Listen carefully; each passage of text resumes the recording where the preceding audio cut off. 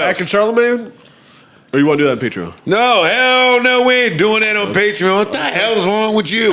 We fucking waited all this time for this fucking sit down and we got it. Y'all didn't sound too enthused, so. Nah. It was a good sit down. It was. I know a lot of people were worried that it was going to be all kind of staged, performative kumbaya because they talked ahead of time, according to reports. My report, you told me that.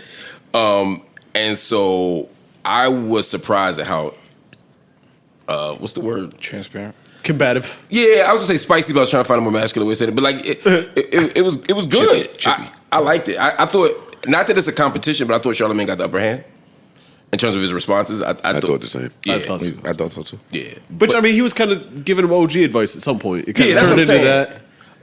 that. You're right. Upper hand's not the right word. But I didn't know how. That's upper hand too. Yeah, That is upper hand.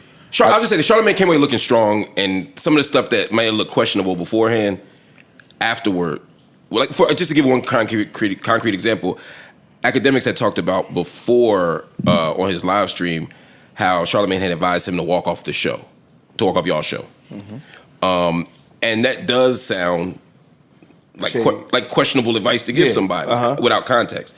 Charlamagne gave his side of that, which was, you're calling me. I'm watching it as well. I'm watching the show. You're being treated in this way. If you're being treated in this way, you should establish your value by leaving. I didn't say walk off in the middle of a show, but I was saying like walk away if you feel like you're not being respected. There's some disagreement about the details, but when you put it in that context, it didn't sound like he was giving him kamikaze advice. It sounded like he was giving him some like big homie advice. You can agree or disagree about who's right, but just him giving his side, to me, he came away looking good. He came away looking strong. I know when we first heard they were going to sit down, I was saying I didn't want them to do it publicly. Right. And Charlamagne, one of them, I think it was Charlamagne, made a real good point. He was like, we doing this to put it out because once they go back to their corners, then they'll come out and say, yeah, we talked and this happened. Now you're giving two different versions of it and nobody really gets to see it. So that's a great point. I walked that back. That was a really good decision to put this shit up. It was. And a great content piece. Yeah. For sure. They led up to something.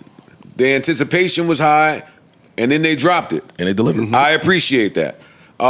Much like Mark, I felt like Charlamagne got the better of him. Charlamagne with his clear skin and lotion skin is a different monster to deal with than old flashy Charlamagne. Like, this guy looked just present, aware. He looked on point. He looked like he had... Charlamagne is in the Radio Hall of Fame. Charlamagne sounded like he was logical and rational. He sounded like a real adult. Elder statesman kind of. He sounded, exactly. And I guess for me, I was expecting Ak, like I was believing the newspaper clippings. Ak was in his room sounding like, yo, I'm number one now. The people I looked up to, I'm that now.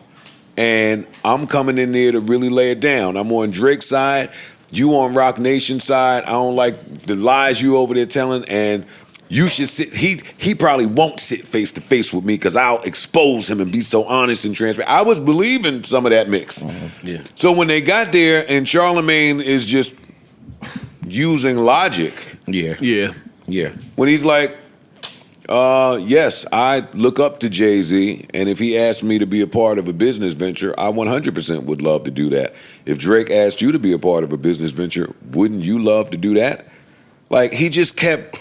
Some people call it spin master shit, but what he was able to do to all of Ak's main points was just make them look really insignificant, look really small. The George point with all these lawsuits are coming. Hey, real quick, what are the names on the lawsuits?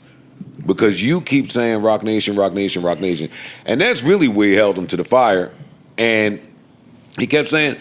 Yo, you're on the internet saying that Rock Nation's trying to kill you. You was coming up here with security guards because Rock Nation's... Yo, you're the only person saying this. Jay-Z don't know you. If he do know you, he ain't talking about you. He ain't thinking about you. Dez ain't said nothing about you. Like, where are you getting stuff from? What names are on the actual lawsuit? So you could tell your audience, hey, these are the people that are suing, and this is why they're suing. No, but then he said, yo, dog, if... you think these people are really trying to kill you? It ever cross your mind to stop? Like, if I think a nigga trying to kill me, I'm gonna stop. If I'm not willing to kill them back. That's just old head brain. Like, if you think that this entity has all of these tentacles and all of this influence, cool, you may be right. So stop playing with him. And then I call it give you a heads up because you're my man, and somehow you turn that into I'm working with these people and we trying to bring you down. And hey, where is your proof of these things that you keep saying on the internet? Like that was a point that he kept driving home. And listen, I think that Act may have had some valid points.